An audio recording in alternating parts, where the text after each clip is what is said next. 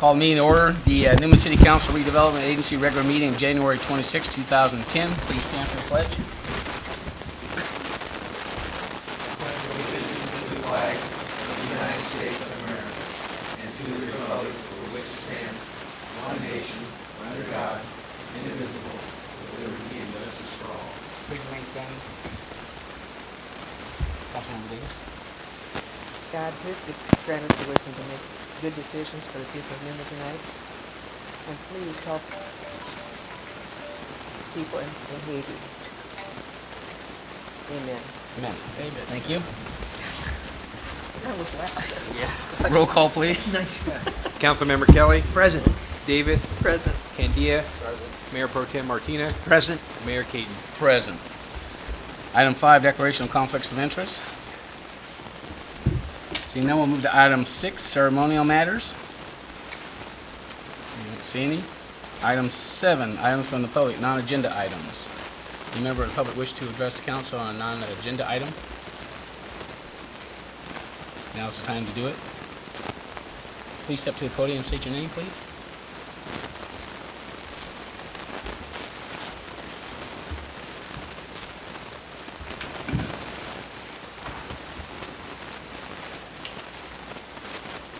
My name is Teresa Anderson, and I have some concerns about the city police department and the community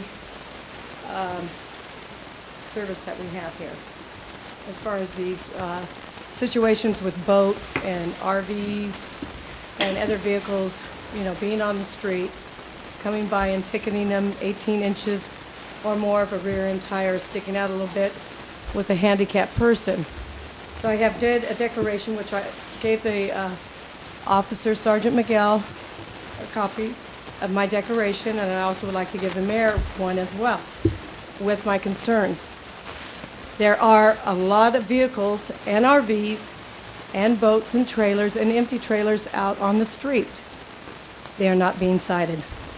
These are my concerns.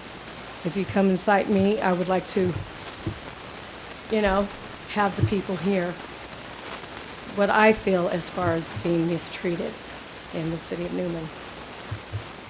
And that's my complaint. Okay, thank you.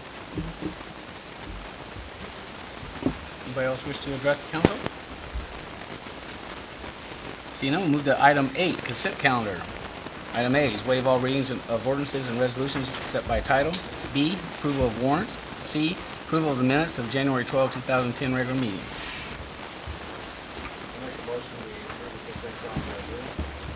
Second that motion.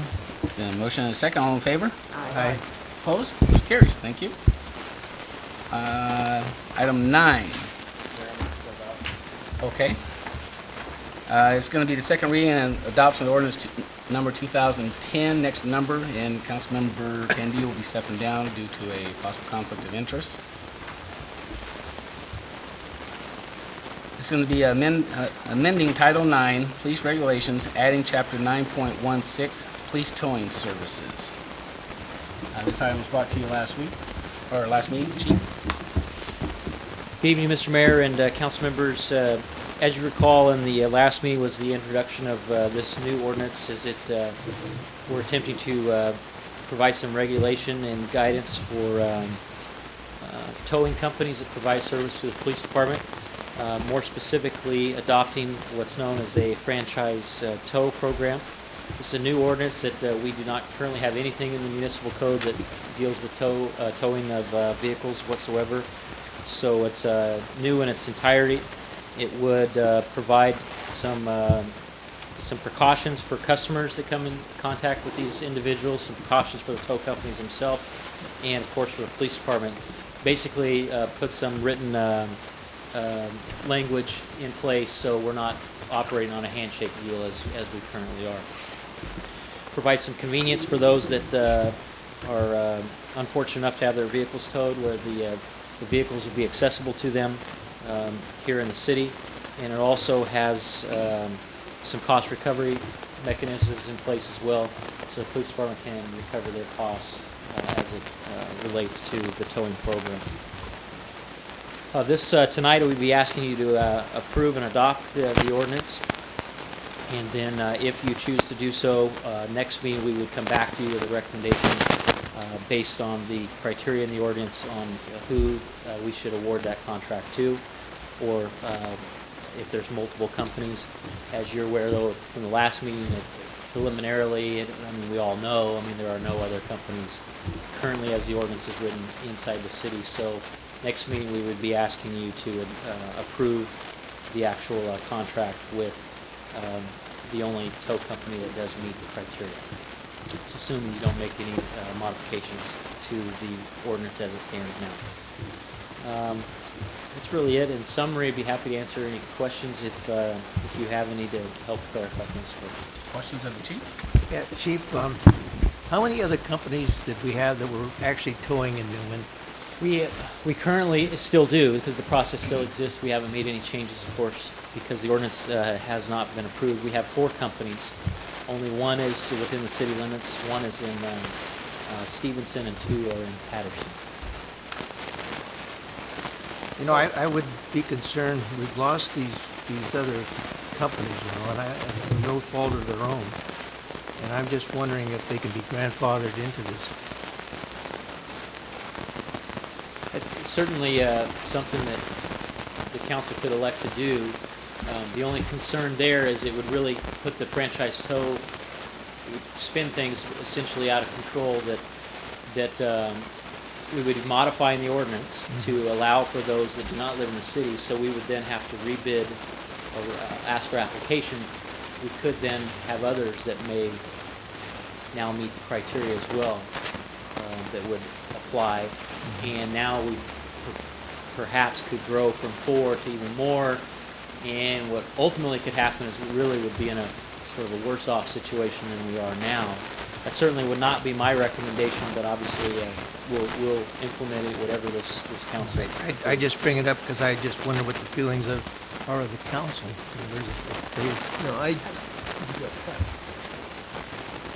It's my understanding that tow company Patterson tows my car. I have to go to Patterson to get it back. Is that correct? As it stands now, that is correct. Or if you need to get a personal item out of it, your purse or some children's clothing, whatever it may be, which is common occurrence, you would have to make that trip to Patterson to do so. That is very inconvenient for somebody who just had the car towed. I think it should stay here. Well, that is one of the criteria we use to, and also in trying to keep with the council's guidance on previous and past issues where we wanted the businesses to be in the city.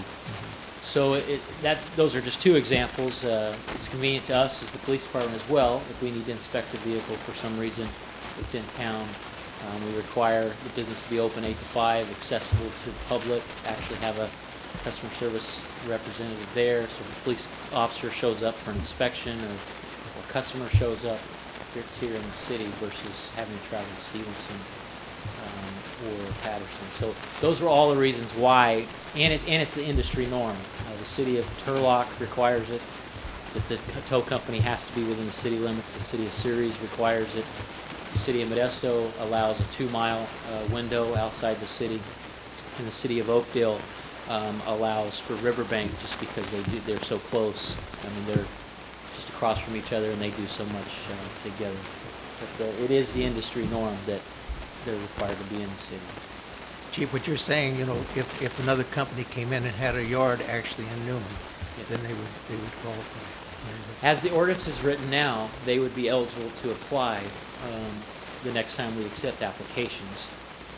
Or, of course, I suppose if the council wanted, this is a 3-year term, so it would be closed for 3 years unless, of course, the council chose to reopen it for some reason. But yeah, if they built a yard, they would, and they meet all of the other requirements, then certainly they would be eligible. There is a litany of requirements but most of the companies would meet those. Yeah. But there's part of the ordinance too, I think, that if they screw up, if the customer service is not correct, which you guys answered it last time, 2 weeks ago for me, saying it was excellent. So, I mean, how do you, and that was because I asked about the grandfather clause too. And that was the answer I got. So, but there is part of the ordinance that states that if there is a screw up, that And you'll be right on that, is there's a penalty to it and everything else. There is a section built So- in that provides for sanctions if they fail to meet response time Yep. or they're not meeting some other area of the contract. There are remedies for that, such as suspension from the program. But being that there is only one company, obviously that doesn't do us any good. So, because there was Yeah. no one left. Yeah. So what would have to happen is I would have to bring it back to this council, and we would have to go to Plan B, which is probably open it back up to others. So, but there are, obviously, they have a lot to lose if they screw up. So I'm not a business person, but I think it would be sufficient motivation for them not to screw up. Yeah, they're here tonight, they're not gonna screw up, but I noticed there was 11 cars towed in 2 weeks. Well, we towed 158 in 2009. Okay. So that's, I think we did the math the other day, 39.5 per company basically last year was the division. So I would expect we'll tow somewhere around that again. Whether it's a little bit less or a little bit more, it'll be somewhere in that neighborhood again. So, yeah, I mean, obviously, we could all hide it, but Newman City Tow stands to have some substantial gain as Oh, a no, result no. of this. Nothing wrong But with the it. point I'm trying to make is Yeah. it's also substantial motivation to comply with the agreement and not lose the contract. Exactly. Thank you. Thank you, Chief. Any other questions of the chief? Okay, back to council for direction. Mayor, Yes. this one is a public hearing. I'm sorry. There are no further questions for the chief. I'd like to open up the public hearing. Anybody wish to address the council on this issue? Seeing none, we'll close the public hearing. Now bring it back to council for direction. I make a motion that we approve ordinance number 10, 2010, next number, amending titles 5, zoning, and 8, health and senate. I'm sorry, I'm reading the wrong one. Yep. Item A. I'm sorry. I make a motion that we approve and adopt ordinance 2010, next number, amending Title 9 Police Regulations, adding Chapter 916, police towing services. Motion, is there a second? I second. All in favor? Aye. Opposed? Motion carries 4-0. Thank you. Councilmember Davis, back, please. I mean, Candia? Yeah. Beg your pardon?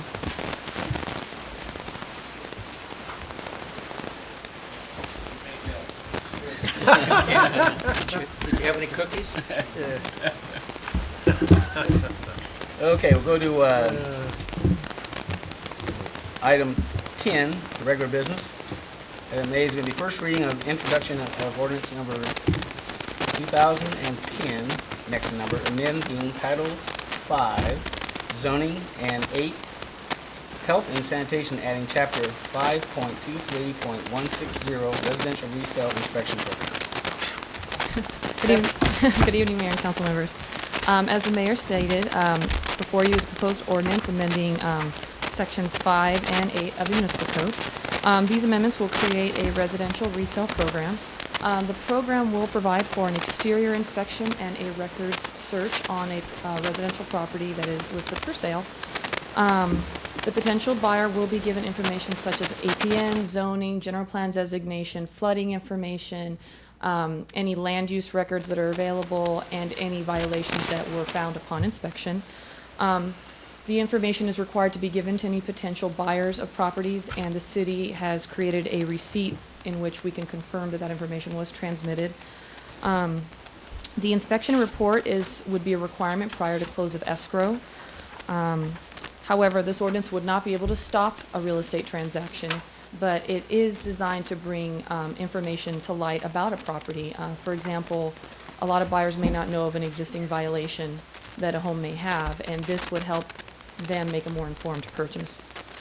Any violations would be brought to the attention of the owner of record. So if it's a bank-owned property, the bank will be notified, but once that changes hands, whoever the buyer is inherits any violations that are found, as is standard practice today. Code enforcement of any violations that are found will be enforced or administered through existing policies, and also the proposed ordinance before you does have a few amendments to make that process a little more simple, just some changes to existing code and the addition of 5.23160. A fee of $120 is proposed for the inspection and the record search. This is strictly to reimburse staff for their time. I broke down the actual cost, and it roughly, between building department, administrative staff, and planning, it's about 45 minutes for the inspection, 10 minutes for intake, and about 30 minutes for records research is what we did. So just very basic search. Staff recommends that the council hold first reading of ordinance 2010 next in number, amending titles 5 and 8 of the municipal code. I'm happy to answer any questions. Any questions of Stephanie? So anybody buying a home in Newman's protected. I mean, this is an excellent, I even wrote on there, great idea. I mean, somebody buying a home here, Steph, then would come in and all this information that you wouldn't get. So I think it's an excellent idea. Yeah, thank you. Through our public outreach process, we actually found out that realtors are not required to pull public records, and this would be a local ordinance that would require that and thus provide potential buyers with more information. It's really a great tool. A lot of folks don't know what they're getting into when they're looking at homes, and I think this will make the picture a little brighter for them. I think it's excellent. Isn't that what a home inspection is supposed to take care of? Home inspections, under my understanding and my research, is more building code. They're not always well versed in like zoning requirements, lot coverage, setbacks. There could be a number of things that they may not see that a planning or building department would be able to notice just because they're more familiar with local code. Our chief building official is also here if there's any specific questions as to his department as well. I meant to say that earlier. Could you give us an example of something that would be beneficial to that for that $120? Oftentimes I'll get people that come to the counter and they're like, how come my patio cover's illegal? I got red tagged. And it's, it'll exceed setbacks or lot coverage. A lot of times, people will build it on a weekend. It could be a safety hazard. And this inspection would, tell the potential buyer, hey, this isn't permitted. And, potentially it could be permitted once we inspect it, and make sure it follows all codes. But there's also a chance that it wasn't built correctly and could be a safety hazard and potentially fall on someone. And this would help catch that beforehand. And the buyer can make an informed purchase. If they want to take the risk and buy it, that's great. But we just want to bring it to their attention and let them know that it's not conforming to standards and that it must be addressed. Well, they can't sell that, can they, with that, like that? I didn't think It happens. If they do, they get away with it, huh? Oh, wonderful. We don't have the power to stop a sale. Yeah. I mean, They still don't, but still this would, so anybody with any brains buying a house would spend $120 just to find out. Excellent, good. Are you gonna make this information available to the bank that's gonna hold the note?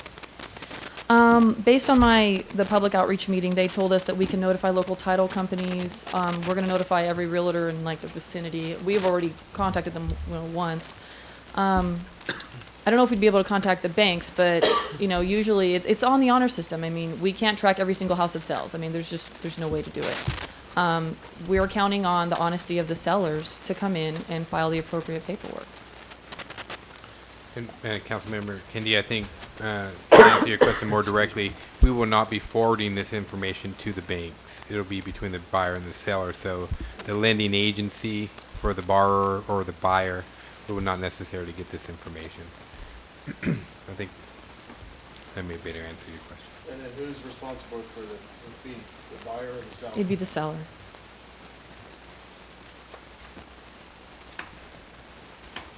It's just, the way I read it's another tool, Nick, Well, it's- I agree, it should be done Yeah. on the other, but it's not. The home So, inspection usually covers, Yeah. when I bought a house and the patio porch wasn't up to code, they had to correct it before the bank felt it. And it sounds like you had a very diligent home inspector. Unfortunately, they're not all like that. Yeah. I see it quite often, people coming in and saying, what can I do to make this legal? And I tell them the only option you have is a variance. It's home inspectors, it sounds like yours was great, but there's a lot that they check for any kind of life-threatening building code and they move along, especially when times are busy. $120 isn't a lot of money. I just hate to see anybody spend more. Spend more money than they Yeah. have to, that's all. I agree. But you know. This also covers illegal sheds and things of that sort. I mean, it covers all zoning and code requirements. What other counties have it, or other cities? It's actually really common nationwide. Locally, there's not really any in the Central Valley. However, I did find some up down south. The Bay Area has a lot of them. Novato, Monterey, Pacific Grove, a lot of those communities have that. I actually used some samples, I think, out of Indiana. They had some really great setups. It's very common. When you do a search online, it's amazing how many cities have something to this effect. Some are even to the point where they require you to do sewer footage, like you have to run the camera through your pipes to make sure that those are correct, yeah, and you have to do a permit for that. Wow. It's amazing how detailed some cities require. Yeah. Yes. Sounds like a great program, but I will say, I did have a home inspection when I bought my last home. Very professional, well done, pictures and everything. It was first class. So, I mean, there are people out there. Oh, there's plenty of good And I'm people out telling there. you, you can go back and look at it and you say that really gives you a lot of information, you know, and so there are people out doing a good job. This isn't designed for the ones that do their job. It's unfortunately designed for those that don't. Thank you, Stan. Has there been any objection? People come in, complain, whether it be developers or... During our public outreach meeting, there were some questions, and I asked them, "Are you morally opposed to this?" And they all said, "No, it's a good idea. Of course, it's something new. It's another step they're going to have to take." But I have not received any formal complaints. Nothing came through my desk anyway. I don't know if any of the council members, I received a letter from a local attorney, and I just had our attorney take a look at it. He's not filing any legal opinion, and there is no legal opinions regarding it, but I guess more of a personal belief, so, of too much government, so I just wondered if anybody else had been contacted or anything. So, with that, if there's no other questions, Stephanie? Council direction? I make a motion that we, what, Tom, is it? Motion just to introduce the ordinance. Just to introduce the ordinance amendment, Title 5 and 8 of the Newman Municipal Code. The motion, is there a second? I'll second that motion. The motion and a second? All in favor? Aye. Opposed? Motion carries. Thank you. Item B, approve first-time home buyers program and authorize staff to administer program activities. Good evening again. Stephanie. Before you is the proposed revised first-time homebuyer program. Our original program was adopted in 2004 for a CDBG grant. That grant has since expired. In 2005, the city joined the Stanislaus County Home Consortia. Home funds are dedicated to affordable housing activities such as down payment assistance, rehabilitation, first-time homebuyers. In an effort to provide affordable housing and to local residents, the city has reviewed and revised the existing first-time homebuyers program in order to fit federal home regulations, since we do receive federal money. With council approval and adoption, staff will be able to utilize approximately $257,000 towards first-time homebuyer efforts. These loans will be given to income-eligible applicants who meet certain criteria. The loans will be set at 3% simple interest with a loan term of 30 years, the first 10 being deferred. However, interest will accrue from the beginning. This setup will assist people in not having to get PMI because it'll be 20% down, avoids the PMI requirement. Because it's deferred, they don't have to worry about making payments immediately, and usually within a 10-year span, you're making a little bit more money before your payments become due. It's at an interest well below market rate. It's a really great tool to let folks get into a home in an affordable manner. Staff recommends approval of the revised first-time homebuyer program and authorize staff to administer program activities. Questions, Steph? This isn't investors, though. This would be income-eligible applicants. So you have to meet income guidelines. These are people that are going to live in the home. They have to live in it. Okay. So it couldn't be an investor. This has to be a home that you couldn't have owned a home for the way the federal guidelines read. You can't have owned a home for 3 years. You have to live in the home. If you rent it or move out, you automatically have to pay the loan in full. So this is designed to get someone into a home, not investors. This will be nice for some of the poor people that have lost their homes in the last bunch of years, and maybe they can get back into another home. Mm-hmm. So, good. Any other questions, Stephanie? Not bringing back council for direction. I so move that we approve first-time home buyers program and authorize staff to administer program activities. I second it. Motion and a second. All in favor? Aye. Opposed? Motion carries. Thank you. Item 11, items from District 5 County Supervisor Jim D. Martini. Jim. Good evening, Mayor Caton, council members. I see I'm getting the hook already, and I just stood up here. Okay, well, I'll just make it brief then. But some of the things that are important in the Orostemba flood control project is, an ongoing and important issue for the city of Newman. Tomorrow, Public Works Director Matt Machado and myself are going to Sacramento again. We have a 9 o'clock meeting. I don't know if you were notified for it, but with the Corps of Engineers. So we've got a report. I've went through the report. Things are looking better than they ever have before. I think we're right at the end now of what's going to be acceptable to the Corps of Engineers. The Chevron levee along the CCID canal and the levee near Lundy Road is probably what the project's going to be. Looking at the conditions that the Corps of Engineers has put together, and there's quite a few of them. Every one of them is either listed as beneficial or less than significant for the impacts upon the project. So it started out, with potentially significant, and then through the mitigation and what we're doing, it's almost all of them are either beneficial or less than significant. And they include things like water quality, hydrology, effects on groundwater, air quality. It goes on page after page. The wildlife, vegetation. So all these seem to be accessible now. As you know, when we were talking about the dam, the detention dam, there were so many environmental problems and objections between wildlife and the trees and groundwater and all that, but this seems to be acceptable to them. This project has been a long time in the coming, and it's finally just about near the end. So we'll go up there tomorrow and see if there's anything else. It looks like the design features are done. It includes restoration of the creek, which is kind of a widening and deepening of the channel in certain places. It includes restoration or replacement, rather, of the railroad trestle, which has been a collector for tree limbs and garbage that back up the water and cause flooding.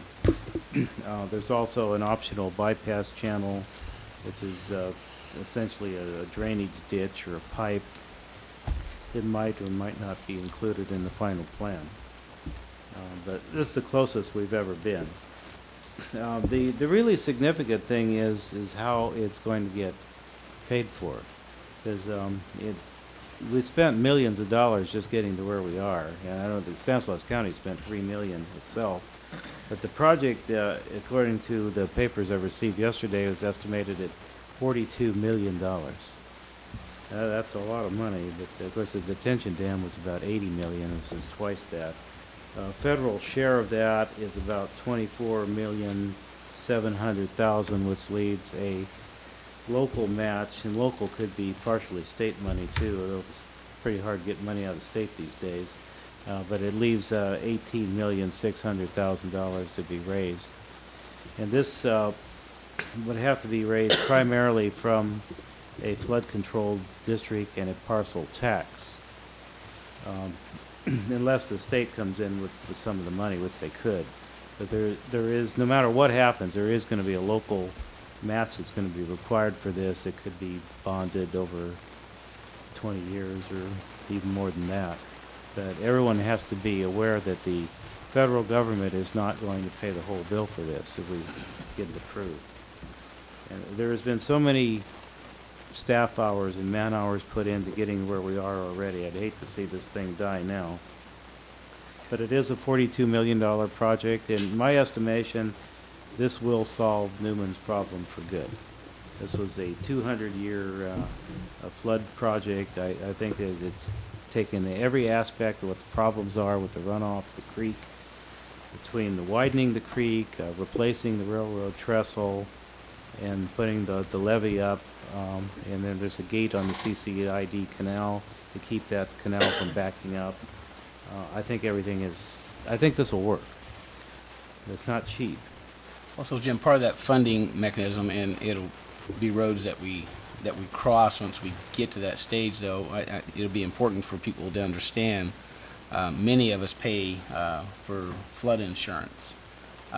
If we get to the bonding stage and the money's raised and we complete this project, in essence, it will mitigate the flood insurance that people are currently paying. That's a good point to make, Mayor, because this would eliminate the requirement from the federal government for people to buy flood insurance. So if you're paying a premium for flood insurance, and they can be $300 to $500, somewhere in that range, you would not have to pay that because this flood control project will prevent the city from flooding. So for those that are in that flood designation, this might be a cost-neutral thing. Might actually even be less in the parcel tax than what you're paying for insurance. But this is a fix for the problem. And I think our staff is going to be participating by phone conference on that. And then next week, I know we're traveling up Sacramento to meet with DWR as well. So. Okay. Well, I'll be going up with Public Works Director, so we're all set to go. I was put on the list this time. The last meeting I didn't know anything about. This time I complained about it. So we are leaving 7 o'clock in the morning for this on Thursday. We are making progress, and it has been a long road. And I think, as most of us can attest, the storms of last week kind of brought it back to mind again that it is a problem, and we were fortunate so that we escaped. But it certainly had the potential.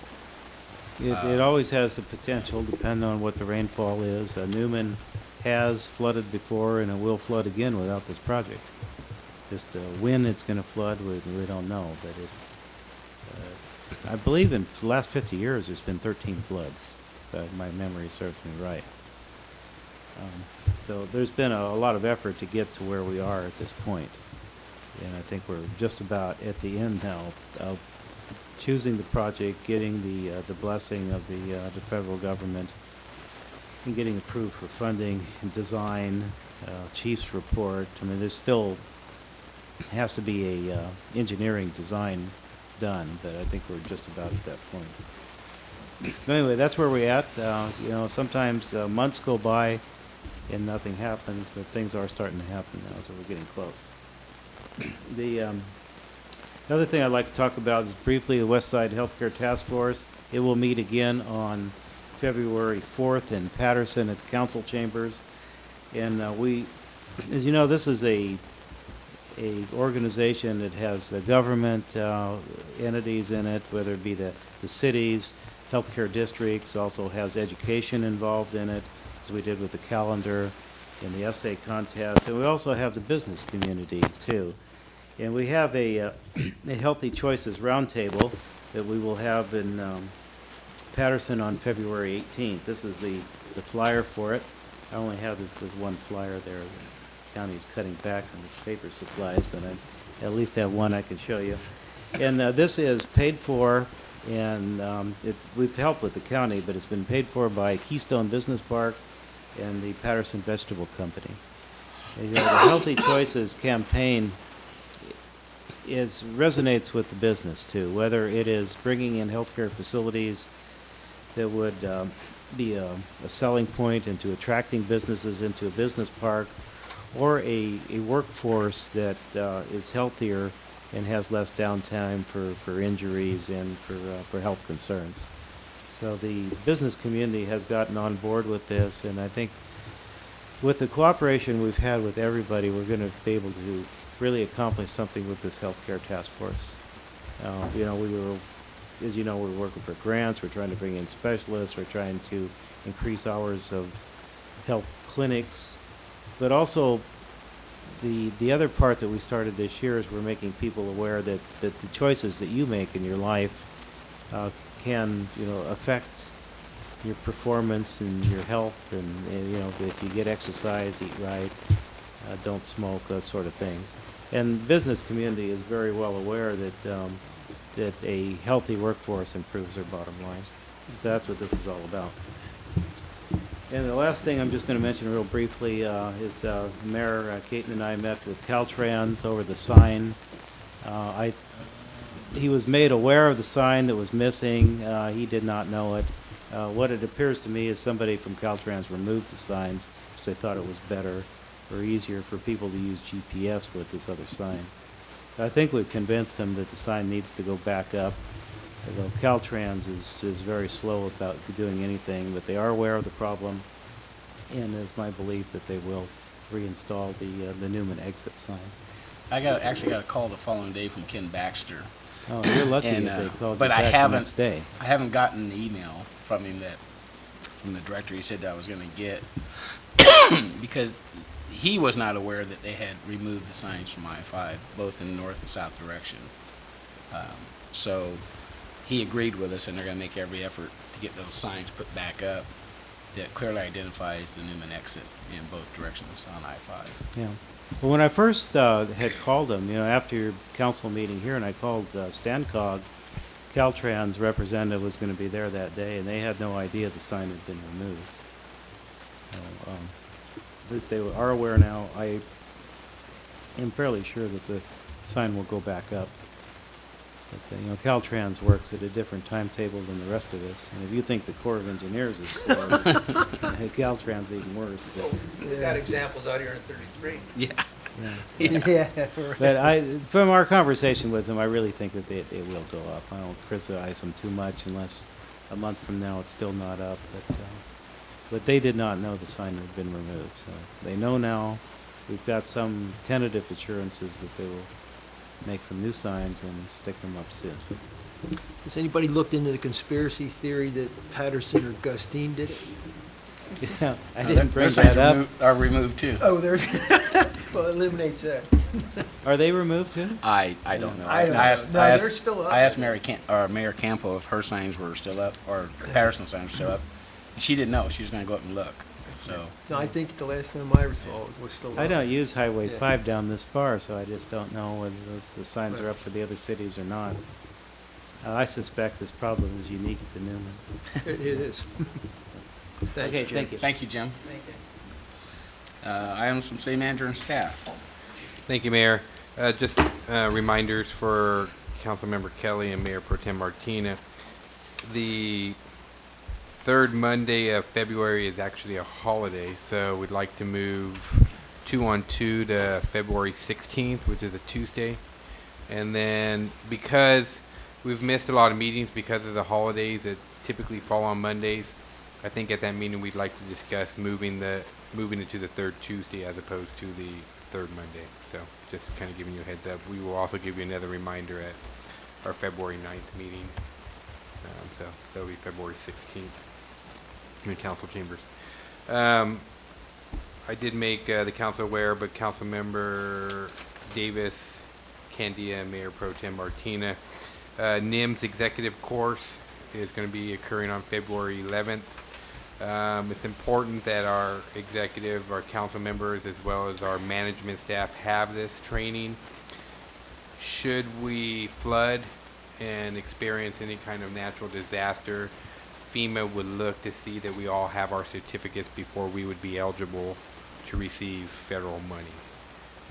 So I think that's an important class. So each of you have been signed up. If for whatever reason you can't make it, please contact Mike Meyer. So we'll cancel your spot. But it's really important that all of us try to get that training.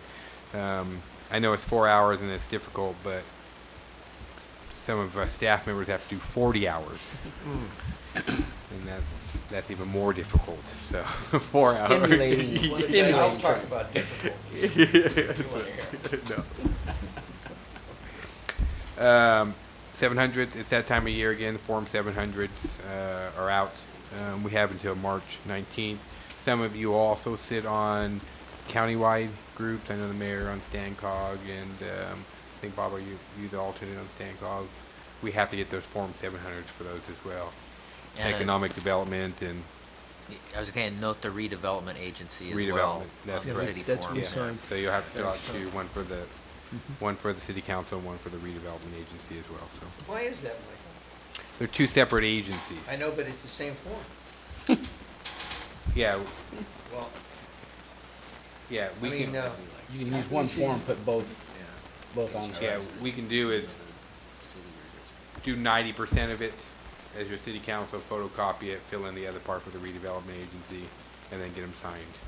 A lot of it's the same information, but, you know, in terms of agency and position, that you have to clearly identify on there is a little bit different, so, foreign countries, I mean, yeah. I mean, You it know, doesn't make any sense. Well, It's a duplication. we all have I to, know you don't- we all have to remember we're dealing with the state of California. Not a lot makes sense when you're dealing with the state of California, so. So much for that. Just look at grant. our $20 billion deficit next year. The creek, storm watch, everything came out well. Our public works department, police department were very diligent in working on keeping an eye on that particular situation. I know the public works director has some photos, and maybe the police chief will talk about the incident that did occur out there, or if there's any questions on that. Our first meeting in February is going to be busy. I mean, we had a busy one first in January, and then we went back to what we have been pretty typical. Now we're going to ramp it up again. We'll probably have another 7 or 8 measures. So, you know, probably an hour and a half, 2 hours at our next meeting. Just mid-year budget, garbage rates, some second readings, and a few other things that are going to go on. So just giving you a heads up on that. We continue to work with our redevelopment consultant, Urban Futures, in terms of amending our redevelopment plan. That's still on schedule to come before you in this summer. Remember, we talked about how our cap limit was very low, and we were going to miss out on increment and potential bond sale later down the road. So everything's moving forward, and looks like we're going to be able to meet our requirements of showing blight that still exists within our community, and that we need to raise our cap so that we can achieve those goals. Accordingly, our capital facility fee program, as we talked about a number of years ago, we started with the general plan. Once we got the general plan approved, we went in and updated all of our infrastructure master plans: water, storm drainage, wastewater treatment, wastewater collection. Got all that in place, and now when you do all those, then you follow it up and make sure that all your fees are up to date. So that's progressing. We're at the administrative draft stage, and so we hope to probably get that out to the public soon, so we can send it out and get some comments and then bring that to you. I did get our loan papers for our economic development loan that we received for $400,000. It's very exciting. And in correspondence with that, we got our E76. Now, you've heard me say that term for a lot of time, but basically that means the federal government has signed off on our plaza project. We can now go out to bid. $2.2 million is what our final total was. So out of a $2.6 million project, that's a current cost estimate, we're hoping it comes in, you know, in that 10 to 20% lower than that. 2.1 or 2.2, that's going to be paid for through grants, not loans, grants. And then we'll have $400,000 to cover the rest, and then there'll be some soft costs with inspections and construction management that go along. So I think that's quite a bit of savings. Who would have thought, you know, when we started planning this project, and we really planned for $2.5 million to be spending that. It's really only going to cost this community less than $1 million, and we're going to get a $3 million project. So it's very exciting. Housing element that may come back before you. Again, dealing with the wisdom of the state of California. They didn't like some of our programs, so they asked us to go back and change them. So we're working with our consultant right now to see how substantial those changes are. And if they're pretty substantial, you may have to see that again and approve it one last time before we ship it up for their final approval. And then lastly, as a second installment of our staff, and an overview of 2009 and a preview of 2010, Garner Reynolds, our Public Works Director, will be doing a presentation tonight. And at the next meeting, you'll probably see our planning assistant planner doing a presentation. And either next meeting or the following meeting after that, we'll get a technology one. So So with that, I'm going to turn it over to Garner Reynolds, our Public Works Director, unless there's any questions for me. Questions of Michael? Do you want to have other staff real quick do their reports? Sure, and then have Garner? either That way, yeah. Well, I knew you had something exhilarating to say. Just two quick things so we can get to Garner's riveting report. He didn't think I would do it. The police department is entering the modern age and now has a Facebook page. We're very excited about it. We invite all of you to become fans of the Newman Police Department. A lot of real-time information there, and it's a lot more user-friendly than the web page. So it's current happening now. We've put found animals for our animal control program, are there wanted persons, all sorts of exciting things. So we invite you and the community to check that out. And secondly, bad news is that Officer Flores has left the department to join the Modesto Police Department. So we're one staff member down, but we'll be working to try to fill that position as soon as possible. Unless you have any questions, that's all I have. Question of the chief? I have one question. Our community service officer, Yes. do we still have one? Yes, we do. And do we ever see any reports as far as how the community service officer is finding our city? I know that there was a complaint tonight about what's going on. There's vehicles that probably shouldn't be on the street that are on the street. And I'm just wondering if the community service officer is seeing that and so reporting. Yeah, she's very busy. I would estimate 50 to 60% of her time, though, is with animal control, and the remainder would be with code enforcement. But she works 5 days a week, 8 hours a day, and it is a very demanding position. It's very multitask oriented, and she's very busy.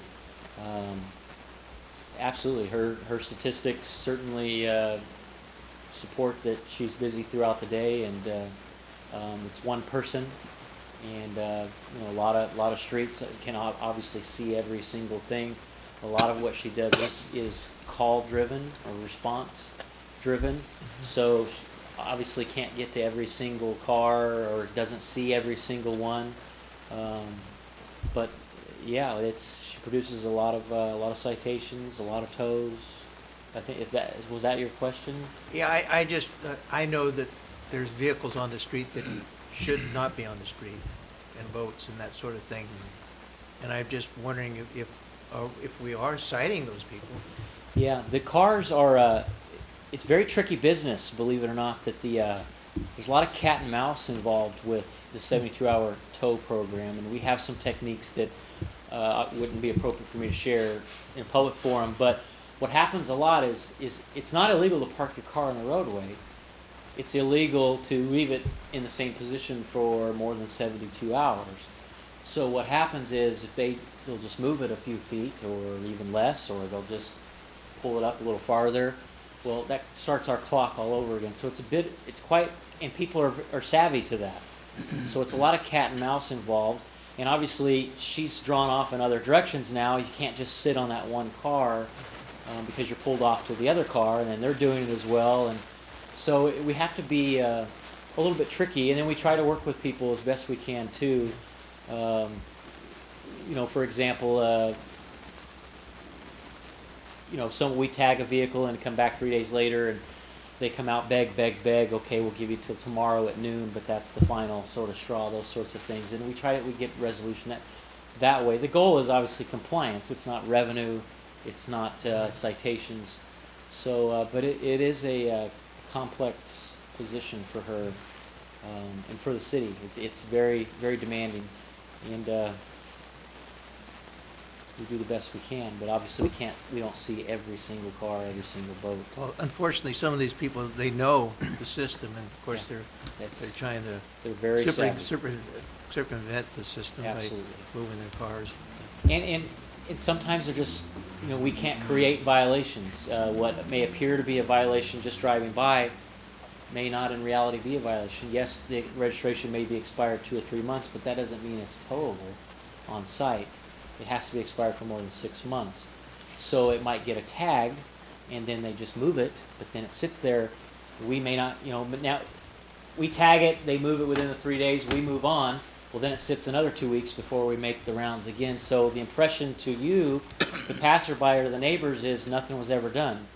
When in reality it was moved 3 feet, the clock started over, we moved on somewhere else. By the time we make it back around, it's been there another 2 weeks. So there's a lot of perception issues that the appearance is maybe that we're non-responsive or we're not doing anything to the car when we're just trying to keep up and make our way back to, she may have 20 or 30 cars going under a 3-day movement at the same time. So. Thank you very much. Any questions of the chief? Okay, thank you. Stephanie, you have anything? Okay, Garner, the floor is yours. My riveting report is the chief. He did. Don't mind, I'm going to turn sideways a little bit here so I can kind of keep track. I think I have control of this. Oh, can you back up for me, Michael? Okay, tonight I'm here to present to you the Public Works Department from basically like a 25,000 foot view, some of our major accomplishments that we were able to do, and I'll try to keep it as riveting as I can to ensure that our chief pays attention. The stuff I'm going to go over tonight for you will be our government buildings and parks divisions, our streets, water, and sewer division, some of their major accomplishments, and our capital improvement projects, our general fund savings we're able to have last year, and then our goals for last year as well as this year. Government buildings and parks division. Here's the riveting part. 1.56 million square feet. That's on an annual basis, though. But we maintain janitorial services and minor repairs for 20 facilities. Changed for 30,000 square feet for 1.56 million square feet annually. That we're doing some type of janitorial services and minor repairs. For example, we added on to the facility here for the city manager. That's kind of some of the minor repairs we'll do if there's any roof leaks and things of that nature. Park maintenance and repairs, there's approximately 15 parks and landscape areas throughout the city. It accounts for about 29 acres. We're roughly maintaining those about 25 times a year. During the winter time, it's a little slower. During the summertime, it's about a weekly basis. About 1,000 acres on an annual basis, or to a bit broader sense there, 1.5 square miles on an annual basis that we're maintaining.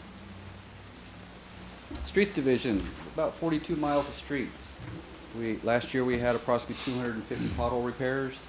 We did about approximately 48 graffiti removal responses that we had to deal with. We had 600 linear feet of sidewalk repairs. These were the priority 1 sidewalk repairs that meet a certain standard that they need to be taken care of first. Those were all accomplished in 2009. For 2010, we're going to be working on priority 2 sidewalk repairs. Streetlight repairs, responded to 98 complaints on those and resolved those in 2009. The street sweeping, we contracted out for the last 6 months and continue to contract out that service. We started that in July of 2009. We swept approximately 500 miles of streets, and for the last 6 months of 2009, we collected 37 tons of street sweeping removal.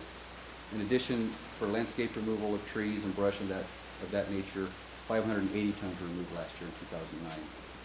We purchased a CNG flatbed truck for $65,000 and a 2007 backhoe, which replaced a 1965 backhoe.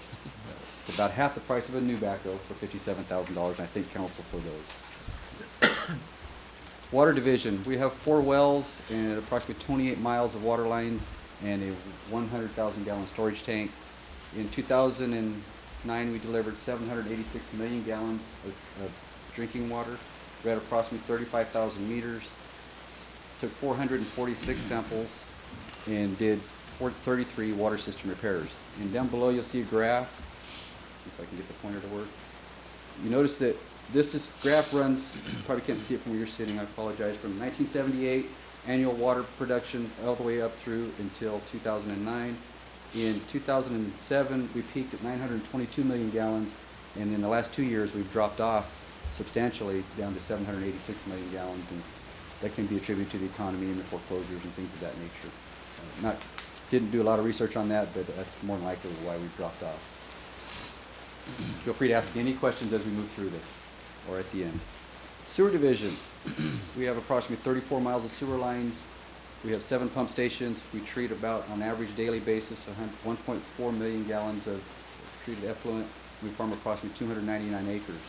Running through the numbers real quickly. Wastewater treated 375 million gallons on an annual basis. Wastewater irrigation, we irrigated 268 million gallons on our farming land. Wastewater samples, we took 784 samples. Our farming production, we produced 1,500 tons of alfalfa and hay of that nature. The farming production actually had a net profit of $23,000 after everything was said and done, after we paid all our bills. So that continues to be a profit for us. Sewer lines, we cleaned approximately 31,700 linear feet of sewer lines, which is approximately 6 miles of sewer lines. Storm drain sewer repairs, 28. And the big number that I like was sanitary sewer overflows. We had 0 for 2009. That's a very important number. Now we'll move on to our capital improvement project for 2009. We completed the Pioneer Park Canopy project. That was a grant-funded project. Stephanie was able to get us some money for that for $127,000. We had our sewer line replacement project. That was a grant-funded project as well, $137,000. The 2009 Fresno Street Sidewalk Storm Drain Repair Project, $262,000. That was grant-funded as well. I'll have some pictures of these projects at the end. The 2009 Street Repair Project, that was grant-funded, Proposition 1B, $324,000. And then the wastewater effluent storage basin project, that one was funded through a loan for $614,000 for total CIP projects, $1.46 million. 2010, here's what we planned for a capital improvement project for 2010. Hill Park parking lots and Hill Park off-site improvements and safe routes to school are combined all in one project, but here's the breakout, the estimates for the cost for those. The M Street sewer line replacement project for $175,000. And then the big project we have coming on starting soon that the city manager spoke about is our downtown plaza for $2.6 million for an estimated next year of capital improvement projects for $3.67 million. The 2009 general fund savings we were able to accomplish last year amounted to $56,000. We assumed the janitorial services without any additional staffing or staff hours with the general fund savings of $10,000. We reallocated so the employees were the way they were being charged. We found when we looked into the number of hours they're actually working in which division, we found that some employees were being charged more to the general fund divisions when they should have really been charged to sewer, landscape, and lighting districts or the water fund. That was roughly a $34,000 savings. And then we contract our street sweeping services for a general fund savings of $12,000 for the total of $56,000. 2009 goals. Last year I presented these goals to you, and I'll go over the 6 goals that I had. The first goal that I have on here is to empower the employees. My employees that we're working with in our department, we're trying to get our self-directed work team so when they come in, they know what they have to do and they're not being micromanaged. And so I empowered employees to take responsibility and make decisions and help us figure out how to do things more efficiently. Some of the things they come up with was our parks department. In general, it used to take us 4 to 5 days to maintain, mow, edge, and blow, and take care of our parks. We've got that down to about 2.5 days through purchasing a little bit of equipment and then saying, help us find a way to do it. A few of them rose to the occasion. They said, let us try this. And we did. We arranged some schedules like we did with the janitorial services, and they were able to do that and they continue to do that, and they're very excited about showing how well they can do things, and I'll get into the recognition and reward on that. The corporation yard, I've challenged the employees to make that a corporation yard that they're proud to work at. When I first came here, that was one thing that was noted that needed improvement, and that's one thing I'm working on now. We have some money finally budgeted for that. I thank council for it, and they're going through and they'll be putting in some canopies to protect our backhoe. We're doing some improvements inside and things of that nature. And janitorial services, we took on those services without any increase in cost to the city. Succession planning, we implement cross-training, and I'm trying to develop our future leaders. The cross-training we do with our equipment and things of that nature, we're such a small department that sometimes they work in water and sewer in the same day, or parks and streets, and if somebody takes a long vacation, or a couple do, then they have to step up to the plate. So I want all my employees to be able to handle each other's jobs in some relative fashion. In developing our future leaders, I encourage the employees, if there's some training I can help them with, if there's something that you really want, you come to me and you talk to me and you want to be one of our future leaders, let's see what we can do to help you. One of our employees recently received his water treatment certification. And so we're recognizing for that, and that's the first step in moving up the chain of command, or moving up the ladder for the water department. Recognize and reward employees.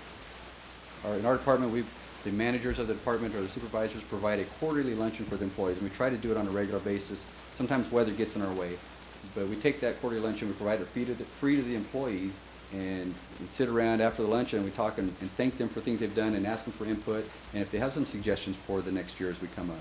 And that's the thing that I try to do on a regular basis.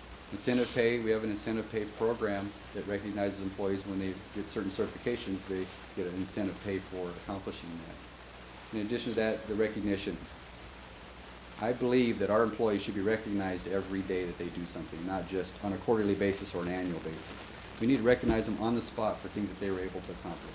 And I continually talk to my department leaders and let them know that recognize them on the spot and also in front of the other employees. Recognize that behavior and encourage that behavior, and then that will start snowballing to everybody else.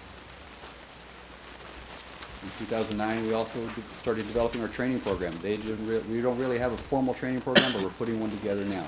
We have a mandatory weekly safety meeting that includes all types of safety training, whether it's fog-related, winter-related, or summer-related. And then we also do some chlorine safety training. And now we've included sanitary sewer overflow training and cross-training on our equipment and safety training for the equipment. And so we're putting together what I call development training program or a Bible, so that when a new employee comes in, he has to check off on all these types of safety training he does, probably similar to what the training program that the police department has. Lead by example, top down every employee. This, I truly believe that if every employee from the top down and from the bottom up starts leading by example, then one of my favorite saying is, you get all the right people on the bus, there's no sense to drive it, the bus will take you where you need to go. And I preach that to the employees in the Public Works Department, and now they're preaching it back to me. And I like to see that. When they come back to me and they say, okay, here's what I want to do, and I said, take the bull by the horns, and you're more than welcome to do that. And then we recognize them for that, for their accomplishments. Reaffirm the vision and goals of the organization. The goal on this one in 2009 was to begin to educate and explain the importance of the vision and the goals of the organization in the Public Works Department. Once they start understanding where we're heading and what our purpose is, then they have a better idea on how to get there. And looking for champions within our department, and looking for people that once they become a champion, then they can mentor and champion somebody else, and we all become champions. It makes it a whole lot easier to get where we need to go. And it seems to be working so far. 2010 goals.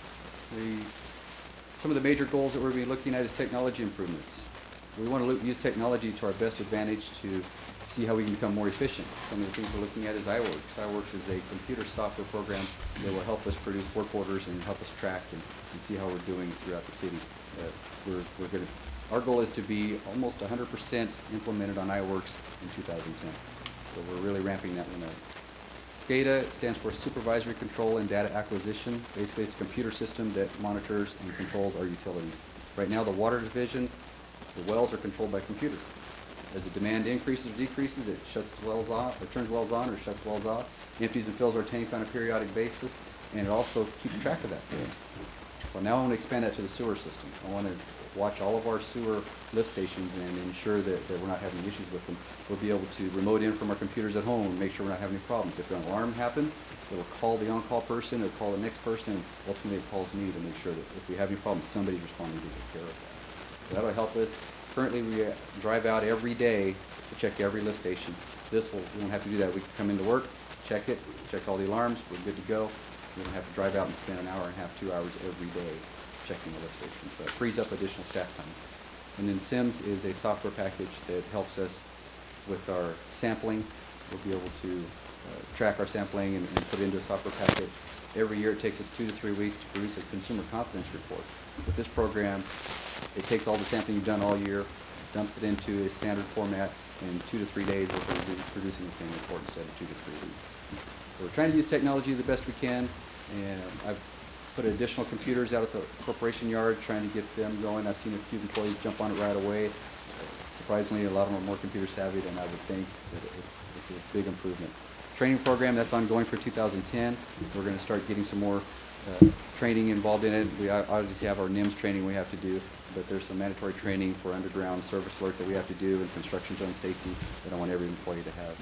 And I'm going to be developing a 5-year capital improvement program over the next year. I started this in 2009, and I'll finish it up in 2010. I'll be bringing it to council for hopefully future adoption that'll lay out our next 5 years and the funding associated with each of those capital projects. We've already commissioned a water rate study. We received 2 proposals for a water rate study. This one is underway, and we anticipate completing this one around June or July of this year to evaluate our water rates and see where we're at for existing customers and our future demands. In 2010, we also will be looking at a permit amendment for our wastewater treatment plant to increase potentially see if we could get the ability to increase our flows to the wastewater treatment plant and for future expansion and for future growth. Maximize grant funding. That's one that should have been in 2009, which we did. I have an assistant. She does very well at ensuring that between her and Miss Stephanie, they do a really good job of maximizing our grant funding. But we're going to continue to look for sources to see what we can do.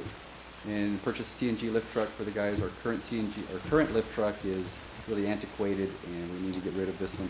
The new one is going to be a fully grant-funded CNG lift truck. It's not coming out of the city coffers at all. Who is your grant funding?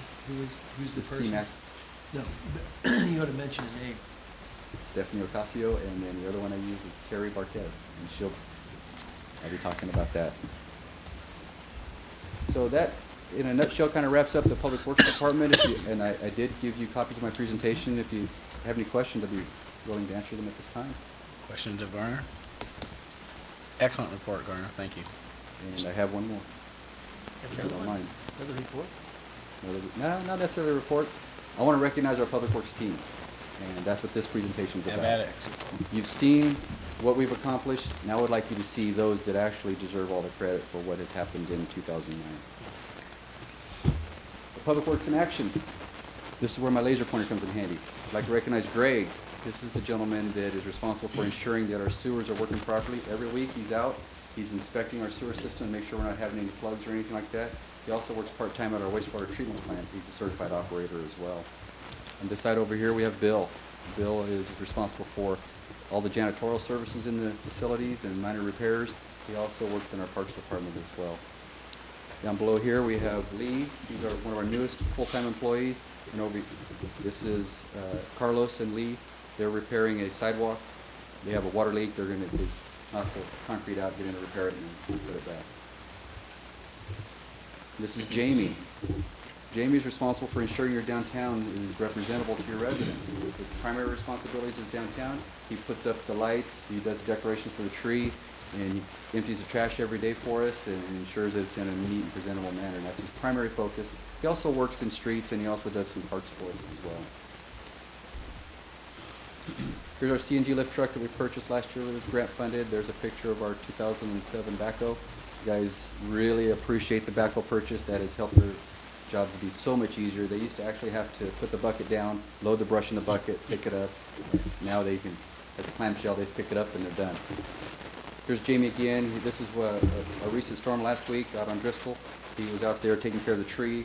There's the results of it, getting it out of a right of way. The tree was leaning. We felt it was going to be an issue overnight with the storm coming in. So he went out, as you can tell, he cordoned off the area, put his cones out there. We have our new light bars on our trucks. We're started with a few right now. That light bar actually is a directional light bar that directs traffic around. And so he was on top of that, getting the tree out of the way. This is our water department, the whole water department. Up here we have Carlos. This is our SCADA system that monitors behind him on the panel. We thought we'd get a picture of that. He just recently passed his treatment certification. As soon as I get that, I'll be bringing him to council for recognition for that. Over here we have Lee. He's our newest water employee. He's working on a storm lift station at this point. Sometimes we have to cross-train. That's part of our jobs. We have so few employees. And down below here we have Mr. Denton. He's the senior person in our water department. You don't want to see him do this in front of your house. That's not a good thing. But he's been with us for 30-plus years. And that's our whole water department in a nutshell. And they do an excellent job for us. Here's our wastewater treatment facility people. Up here we have Lance. He's in charge. He's our chief operator, full responsibility for all the permits and regulations regarding our treatment plant. And this is Chris, his assistant that works out there. Over here we have a picture of Chris and Lance. They were donated. This truck was donated to him, a 1977 truck. Chris has completely gone through the truck and made a water truck out of it. Instead of going out and purchasing a new water truck, he's one of our best fabricators we have in the city, and he's done more than just this. And I really like to recognize him for the work that he does for us. Down here on the bottom, we have Greg, who is out on the infamous railroad trestle, helping us try to remove debris. He also works part-time at the wastewater facility, and then Chris helps with our farming operations. Well, I can't forget our mascot. We have Shooter. He keeps us in line and helps Lance on his patrols. And this is the person that really keeps us all together. This is Terry Barquez. This is one of our grant-funded people. And she really keeps all of our federal and state paperwork in order, and she works right next to me, and we're constantly working to ensure that we can meet all the regulations, and there's a lot of regulations that are coming to the federal and state paperwork, and she also works with all the guys within the department to make sure we're getting our certifications, and then helps us with our sampling and any supplies we may order, and she's really the glue that keeps the whole department together. And she didn't appreciate me making such a big photo of her, but I really appreciate her efforts. So now I'd like to kind of take you through some of the capital projects that we had for 2009. This is the Pioneer Park canopy that we built this year. This was an old dilapidated wood structure, and when I came here, the city manager challenged me with as soon as we could to get this structure up. We had the funding already in place. We just needed to do a design build with Stephanie's assistance. We were able to do a design build and get that built. Rotary donated the barbecue, the funds to have that built, so we had that built this year. So we now have a really nice structure. We put in new tables underneath, and it's been a very, very nice structure for the park. It's similar to the structure that's at Sherman Park. In addition to that, across the street, we worked together with the FDS Hall, and they split the cost to remove and replace the sidewalks in front of their hall to kind of complement the improvements that they did, and that really turned out really nice. It was a really clean facility out there. And continuing with that with Fresno Street, this is the Fresno Street sidewalk and storm drain project that really dressed this area up. It's really nice for the kids as they walk down back and forth from school. Now they have a nice sidewalk area to walk down through. We had no flooding issues this year, and they were not having to walk in and around the mud this year.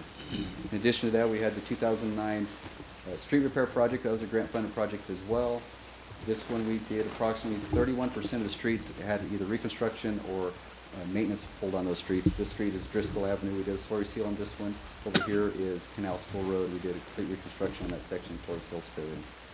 That was Proposition 1B money. A couple photos of our effluent storage basin project. This project was required in order for us to meet 100-year flood requirements at the wastewater facility.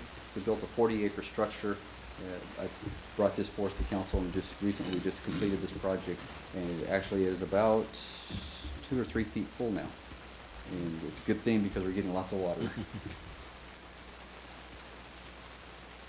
And our infamous railroad trestle. Our wastewater treatment staff was out, and I thought it would be good to end the presentation with the effort that they put in. Normally they would be at our wastewater facility making sure we're not having issues there, but because we felt of the importance to do this, you can see we have Greg out here on the trestle watching to see what we're doing. And if you look, this is the debris we had. This was Tuesday night, I believe, maybe Wednesday night. And this is a close-up of the view. If you look at the water elevation here, it might be hard to see, but it actually drops a foot on the other side. There's a little rock that sits right here. If you look down on this picture, it's about a foot out of water. After we removed the debris on that trestle, the water level actually dropped on the upstream side of it, so it was a big help. I know the mayor was out and very concerned. We did have some water levels that approached up in this area, up in the grass. Any higher, we could have had an issue, but our staff was on it. We were out there till 7:30 that night, ensuring that all the debris was moved, and that night we knew we were getting a big event.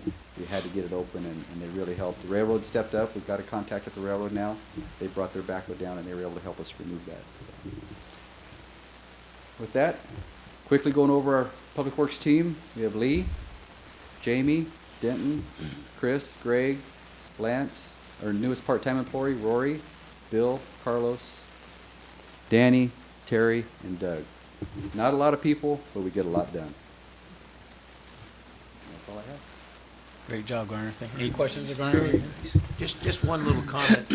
You know, we're in these very financial difficult times. And when I see what you've been able to do in this city this last year, it's unbelievable. It's just like, I don't know where you get the money. But I mean, because you would think that we would be limited to doing just these small projects, and it's amazing, Gardner. You're to be commended, and so are your people. Thank you. We try hard. We got a lot of good projects, and you have a real good team in place before I came here, and I give the staff at City Hall and the Public Works staff a lot of credit for that. And we're going to continue to try to do even better next year. Thank you. What about the lunches? How come we're not invited? Council is always invited to our luncheons and make sure we do not have any Brown Act violations. But I would encourage you to coordinate that, and you're welcome to attend. What do you know about the Brown Act? What I've read in the paper. Let us know, seriously. You got I it. We would- will send an email out to you and invite you, just as long as we ensure Ted's that. offering to buy. We'll bring a Catch on. cheesecake. Hey, Yeah. we'll pay for I'll accept lunch. that invitation to buy. Thank you very much. Talk to Bob and the mayor. They seem to be catching on. When I first came here, the first thing I did was bought lunch for all the employees. I walked in and delivered pizzas and sodas, and they were kind of taken back a little bit. Now everybody, the next one we're gonna do is gonna be a complete potluck this time. I want everybody involved, and we get the barbecue going. You're more than welcome to attend. I will send out the next notification. Wonderful. Thank you, Garner. I have one more item, if you don't mind. Have at it. Chief, you want equal time, I suppose? Let's say I surrender my gentleman from Public Works. Thank you. As I mentioned earlier in my report, that we have commissioned a water rate study, and as part of that, I'm putting together a selection committee. And the selection committee will be comprised of myself, but also some outside views, our city engineer and one of our public works staff members that's not in the water department. So what I'm asking is if there's a possibility of getting a volunteer from the council to be a part of the selection committee to select a consultant to do the water rate study for us. The commitment is not great in time-wise. We're looking at probably a couple hours to review 2 RFPs and then approximately a 2-hour interview panel. Then after that, then once a water rate study does take off, then we're going to have some focus groups for council, focus groups for the public, and things of that nature. But at this point in time, I'm just looking for a volunteer from council who will be willing to help us on our selection for our consultant for the water rate study. And appreciate that. Nick volunteered. I will give you a packet tonight, and we can talk about that. That's all I have. Thank you, Nick. Thank you, Garner. Thank you very much. All right. Great report. Okay. Items from council members. Councilman Candia? Councilman Martina? Nothing tonight. Councilman Kelly? Just again, congratulations. Make me feel proud to be a Newman resident. The police force did an excellent job on that, trying to save that gentleman. That hasn't been resolved yet? I haven't seen that, yeah. But you guys, again, congratulations and for trying and for making us proud to be Newman. And again, the public works. I mean, just fantastic. The streets and all those guys out there. That rain was coming down there. Just, I give them credit. So, but thank you. Thank you, everybody. Thank you, Mayor. Well, I'm going to practice reading before the next meeting. I too would like to thank staff. As city manager can attest, I was a little bit nervous on Wednesday night. I was having flashbacks of 95 and 97 as I watched the creek rise. But I commend the police department for keeping tabs on the creek, and Public Works for going out and having the initiative to get the debris cleaned. I truly believe it was huge. And when I came back from my meeting Wednesday night from Modesto, I stopped at the creek. Actually, I saw a little bit, the moon was out, and I saw a reflection of water outside the banks of the creek. So I turned around and went back and got my flashlight out, and it actually had gone over the south bank.